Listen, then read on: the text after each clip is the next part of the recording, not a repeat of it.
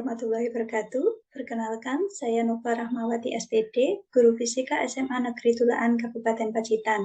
Pada saat ini saya menjadi mahasiswa PWG dalam jabatan kategori 2 tahun 2022 di LPTK Universitas Jember. Berikut adalah video per-teaching saya. Selamat menyaksikan.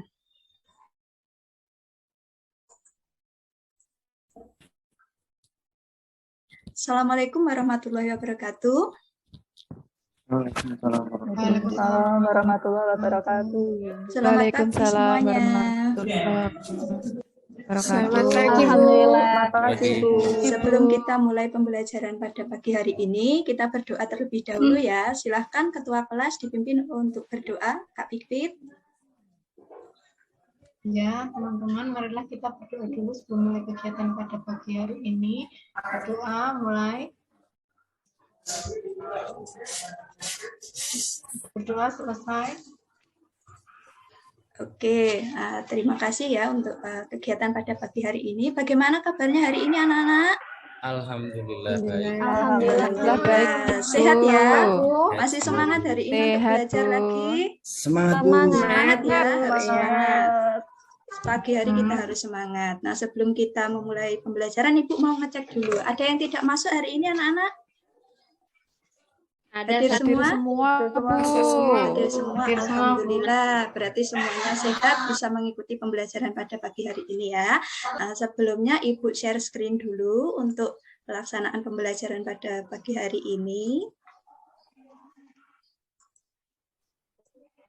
Apakah sudah tampak layar Ibu anak-anak?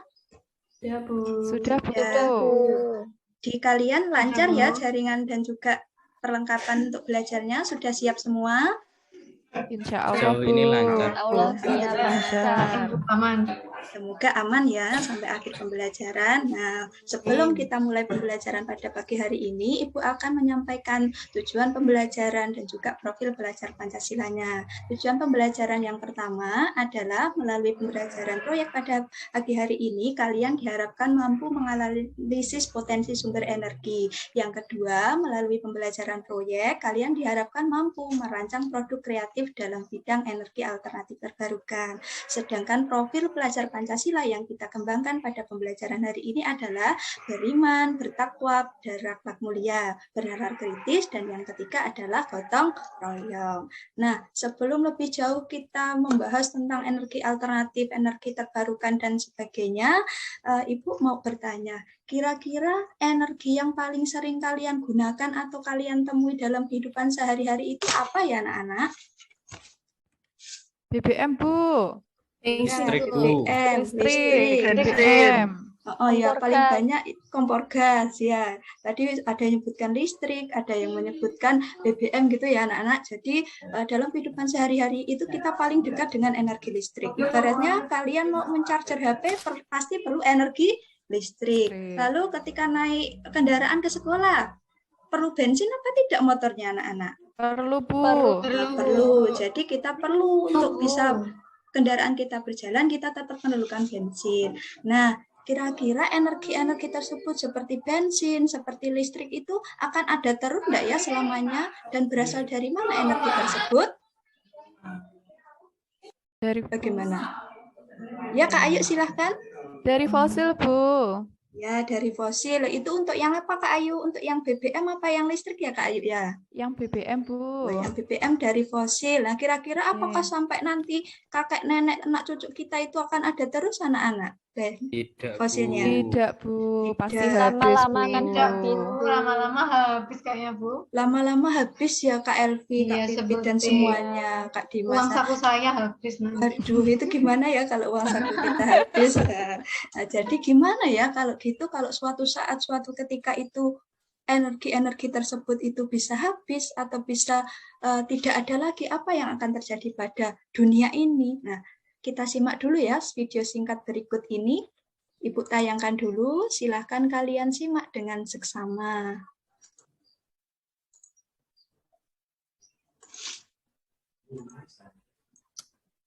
Sudah tampak anak videonya? Sudah, Bu. Sudah. Energi. Kita semua pasti membutuhkannya. seperti lampu yang menerangi kita di malam hari, listrik untuk barang elektronik di rumah, bahan bakar untuk kita berpergian, ataupun ngirim barang yang kita beli dari belanja online. Lalu, dari mana ya sumbernya? Di Indonesia setidaknya ada 4 sumber energi utama, minyak bumi, gas bumi, batu bara, dan juga energi terbarukan. Berdasarkan data per semester 1 tahun 2020, sumber energi yang terbesar masih berasal dari hidrokarbon atau energi fosil.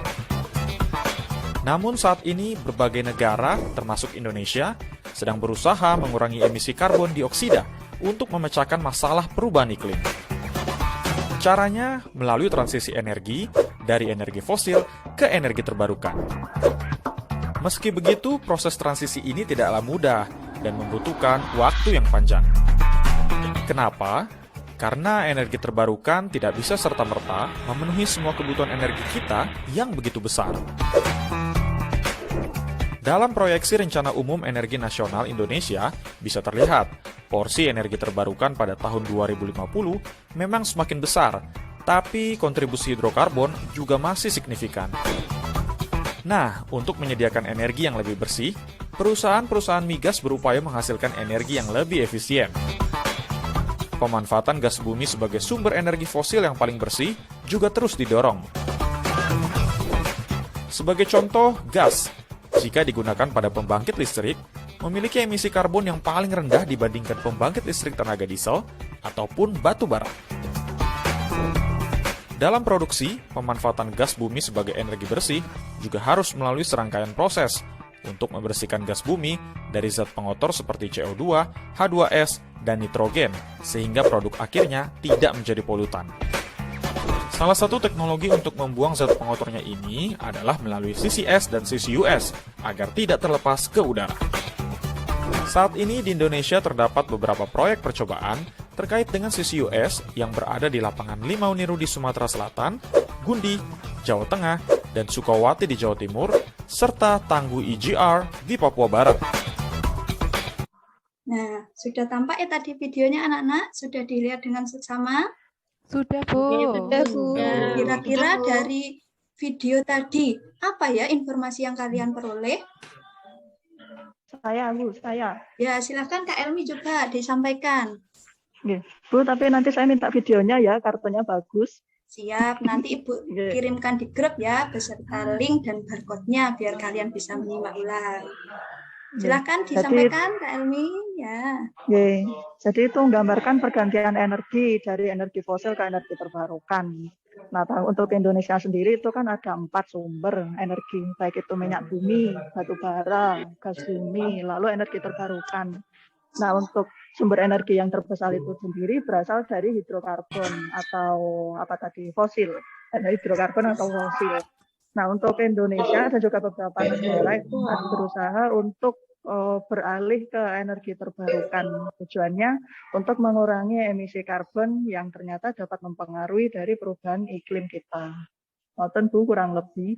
Oke, terima kasih jawabannya Kak Elmi. Yang lain gimana, sama ya? Tadi, jadi dari video tersebut itu rata-rata seluruh negara dan juga Indonesia itu masih menggunakan energi utamanya adalah berasal dari fosil. Padahal fosil itu juga punya dampak negatif terhadap lingkungan yang dapat menyebabkan emisi global. Gitu ya anak-anak. Nah, fosil sendiri itu dari pertemuan kemarin kita ketahui bahwa dia termasuk energi tak terbarukan. Jadi suatu saat itu bisa habis ya.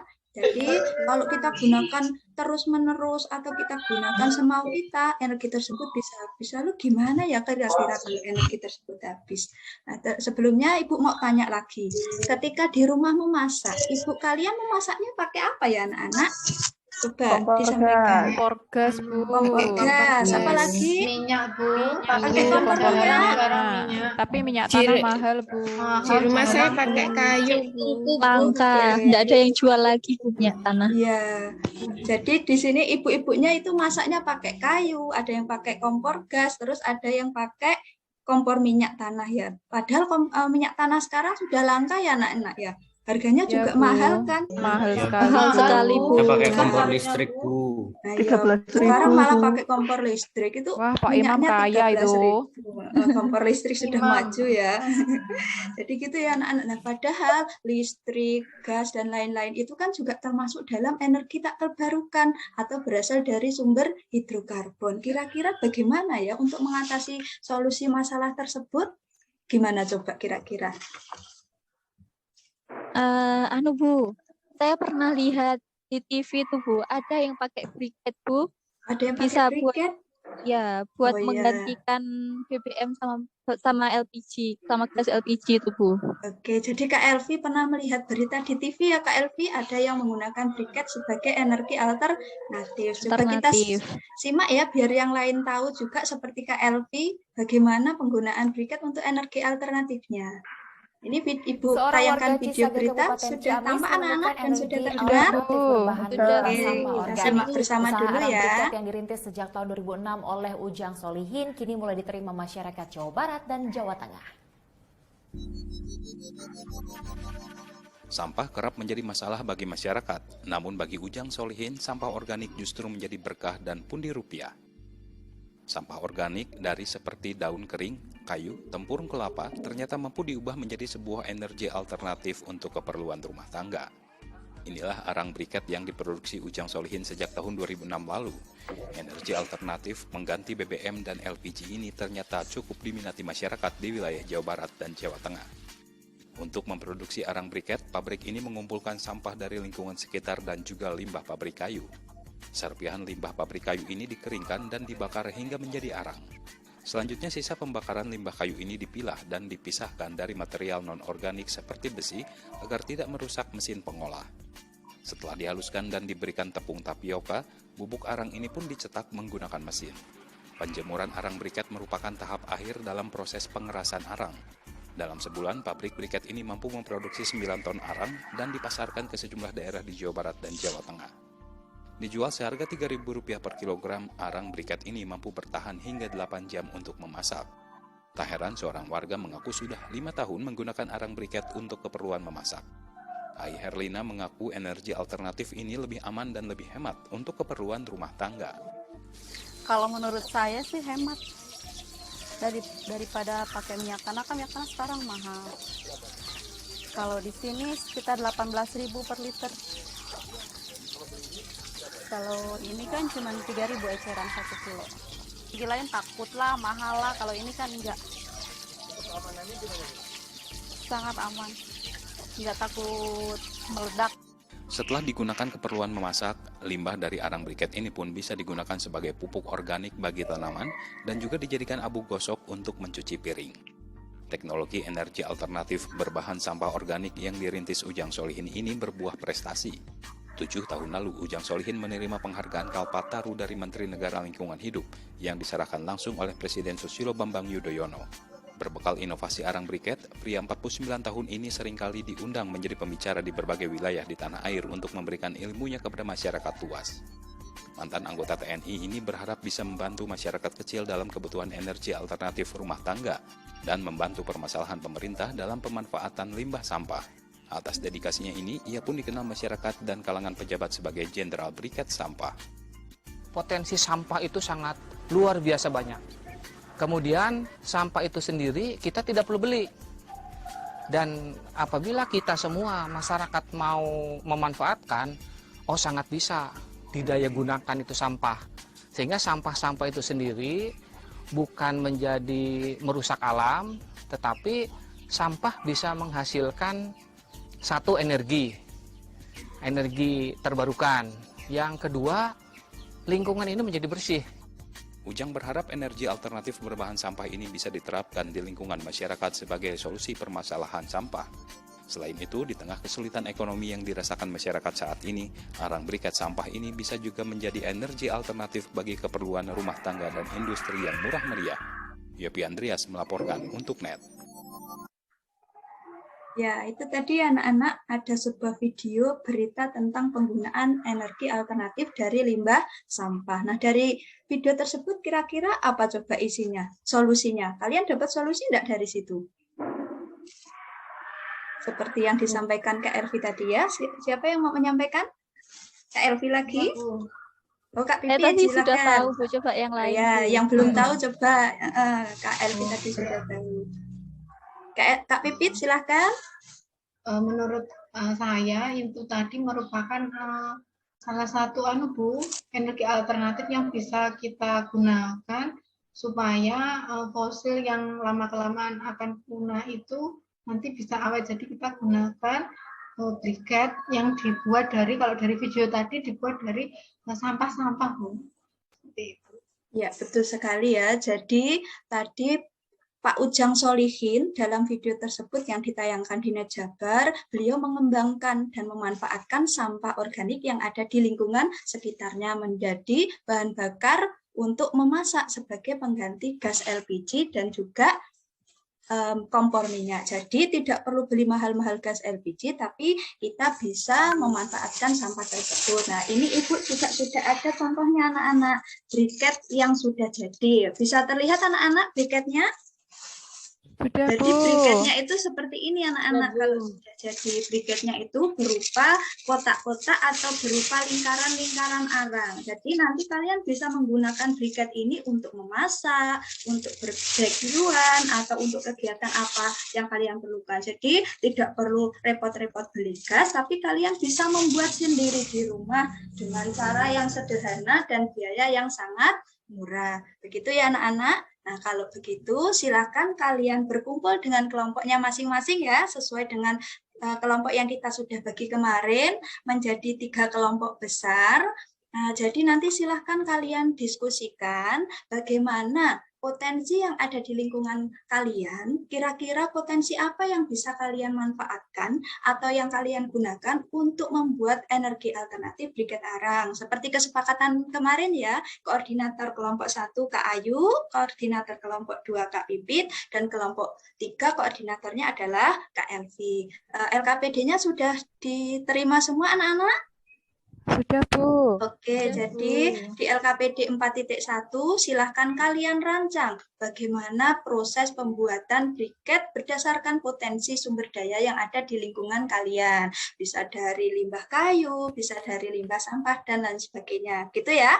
Silahkan mulai berdiskusi anak-anak. Jadi nanti kalian harus menjelaskan sampai pada proses perencanaan. Ada pertanyaan sebelum kalian melanjutkan diskusi anak-anak? Tidak, Bu. Tidak, oke. Kalau Bu, tidak saya mau ada. tanya, Bu. Oh iya, silakan Kak Pipit. Ada tanya apa dari kelompok 2? Bu, ya, di daerah kami itu yang paling banyak itu kan menggunakan ada sisa-sisa limbah kayu, Bu. Itu berarti nanti yang misalnya bisa kami susun untuk membuat briket itu yang ukurannya gimana ya, Bu? Karena limbahnya itu ada yang kuat, ada yang besar, ada yang besar sekali itu. Kira-kira nanti yang bisa kami gunakan yang mana, Bu? Apa bisa semua atau dipilih? Oke, jadi di tempatnya lingkungan kelompok Kak Pipit ada banyak limbah kayu ya. Limbah kayu ada yang besar, ada yang kecil, ada yang kecil sekali. Nah, semua limbah kayu itu sebenarnya bisa dimanfaatkan ya Kak Pipit dan kelompoknya, baik itu ukuran kecil, ukuran besar, maupun ukuran sedang. Yang penting nanti kan ada proses pembakaran atau pembuatan menjadi arang. Jika limbah kayunya itu besar, kalau kalian kesusahan untuk membakar menjadi arang, kalian bisa memotong menjadi ukuran yang lebih kecil. Akan tetapi jika tidak kesulitan memotong atau membakar, tidak apa-apa, tidak masalah. Jadi semua ukuran limbah kayu bisa digunakan. Begitu ya? Bu, kalau pakai daun bisa enggak ya, Bu? Daun? Daun bisa sekali. Tadi kan dari video juga Pak Ujang Solihin menggunakan sampah kering, daun kering, dan sebagainya. Gitu ya? Iya, Bu. Ada lagi? Tidak, Bu. Oke, kalau tidak, mari kita laksanakan menyusun kegiatan di LKPD 4.1. Nah, sambil kalian berdiskusi, Ibu tayangkan contoh pembuatan video briket ya. Nanti kalian bisa gunakan sebagai referensi ketika kalian membuat briket. Silahkan berdiskusi sambil menyimak video berikut ini.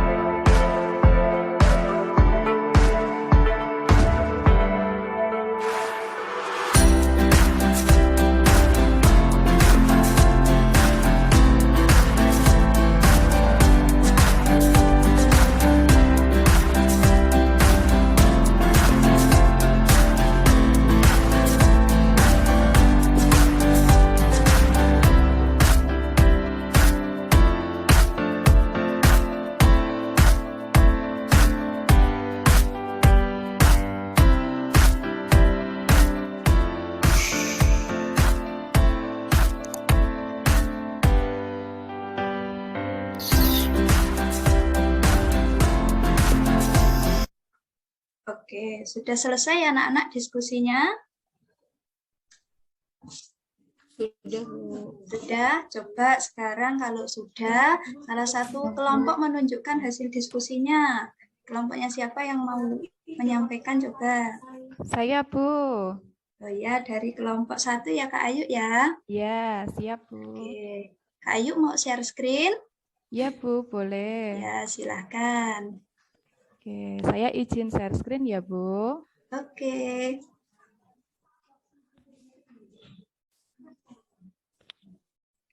Apakah sudah terlihat, Bu? Nah, sudah. Ini sudah terlihat. Oke, Assalamualaikum warahmatullahi wabarakatuh, teman-teman. Waalaikumsalam warahmatullahi wabarakatuh. Terima kasih atas kesempatan yang telah diberikan. Jadi di kelompok kami di sini untuk alat dan bahan dalam pembuatan briket kami memilih untuk menggunakan tempurung kelapa, Bu. Jadi alat dan bahannya yang pertama ada tempurung kelapa, kemudian ada tepung kanji, air, palu, cetakan, briket, yaitu berupa bambu atau paralon bekas, kayu pengepres, saringan, pengaduk, drum, atau kaleng bekas. Kemudian untuk langkah-langkahnya, yang pertama adalah tempurung kelapa dibakar pada drum bekas dan dibuat menjadi arang. Yang kedua, arang tempurung kelapa dihaluskan secara manual dengan ditumbuk menggunakan palu. Arang kemudian disaring untuk memisahkan dengan tempurung kelapa yang belum hancur. Langkah yang ketiga, untuk arang tempurung kelapa dicampur dengan tepung kanji yang telah dilarutkan dengan air panas. Di sini untuk kanjinya itu sekitar 2,5% dari serbuk arang tempurung kelapa. Langkah yang keempat, campuran kemudian diaduk dan setelah merata kemudian briket dicetak dengan paralon bekas dan dipadatkan atau dipres dengan menggunakan kayu. Langkah yang terakhir, briket yang telah dicetak kemudian dikeringkan sekitar 3-5 hari, kemudian siap untuk digunakan, Bu. Nah, kelompok kami memilih briket dari tempurung kelapa karena di sekitar tempat tinggal kami itu banyak masyarakat yang membuat kopra, sehingga kami berinisiatif untuk memanfaatkan limbah-limbah tempurung kelapa yang ada untuk menjadi briket. Oke, jadi kelompoknya Kak Ayu membuat briket dari tempurung kelapa ya, Kak? Iya, Bu. Silahkan dilanjutkan untuk jadwal proyeknya. Ya, untuk penyusunan jadwal proyeknya, di sini kami menyusun jadwal mulai dari hari ini sampai minggu depan, Bu. Untuk hari ini, kita menyusun rencana mulai dari jadwalnya, alat bahannya, dan lain-lain. Kemudian besok kami mengumpulkan bahan briketnya, yaitu tempurung kelapanya tadi, dan lain-lain. Kemudian hari berikutnya pengarangan, kemudian penghalusan arang tempurung kelapa dan pembuatan briket. Lalu kita butuh waktu beberapa hari untuk proses pengeringan, baru nanti di akhir atau di pertemuan berikutnya kita tinggal menguji nyala briketnya saja, Bu Nova. Baik, sudah selesai Kak Ayu presentasinya? Sudah, Bu. Oke, untuk yang lain kita beri aplaus dulu untuk kelompok Kak Ayu ya yang sudah melaksanakan presentasi. Terima kasih teman-teman. Terima kasih Kak Ayu untuk pemaparan rencana proyeknya. Jadi di sini Kak Ayu beserta kelompok membuat briket dari tempurung kelapa karena di daerah tempat tinggalnya itu banyak pengusaha kopra. Jadi Kak Ayu dan kelompoknya memanfaatkan untuk dijadikan energi alternatif briket tempurung kelapa. Untuk kelompok yang lain berarti dari kelompok KLP menggunakan tadi apa sekam padi dan sampah-sampah ya. Dan kelompoknya Kak Pipit tadi menggunakan limbah kayu yang ada di sekitar rumahnya. Baik, terima kasih untuk presentasinya Kak Ayu. Mungkin bisa di stop share dulu untuk LKPD-nya. Jangan lupa untuk dilaksanakan ya. Terima kasih untuk Kak Ayu dan kelompok 1. Saya akhiri dulu, terima kasih. Assalamualaikum warahmatullahi wabarakatuh. Waalaikumsalam warahmatullahi wabarakatuh. Nah, jadi anak-anak tadi sudah sesuai dengan kelompok dan juga rencana proyek masing-masing ya. Ada 3 proyek yang harus kalian laksanakan. Nah, dari kegiatan pembelajaran hari ini, dari awal sampai akhir saat ini, kira-kira kesimpulannya apa yang dapat kita ambil dari kegiatan pembelajaran hari ini? Apa saja yang kita pelajari? Saya Bu. Iya, Bu. Ya, Kak Pipi dulu. Dari pembelajaran hari ini saya dapat mengambil kesimpulan bahwa ternyata energi yang kita gunakan itu adalah energi-energi yang tidak bisa terbarukan, sehingga kita harus berinisiatif untuk membuat sebuah solusi agar kita bisa membuat energi yang terbarukan. Salah satunya hari ini kita membuat perencanaan proyek untuk pembuatan briket, dan kelompok saya itu bahannya itu menggunakan limbah kayu. Oke, terima kasih dari Kak Pipit. Ada lagi tadi yang ingin menyampaikan? Saya, Bu. Saya, Bu. Kak Ayu dan Kak Elki. Oke, silahkan. Hampir Ayu sama, dulu. ya hampir sama Bu dengan Pipit tadi. Jadi sumber energi yang kita gunakan ini kan masih bersumber dari energi fosil ya Bu, yang ternyata memiliki banyak dampak negatif Bu bagi lingkungan.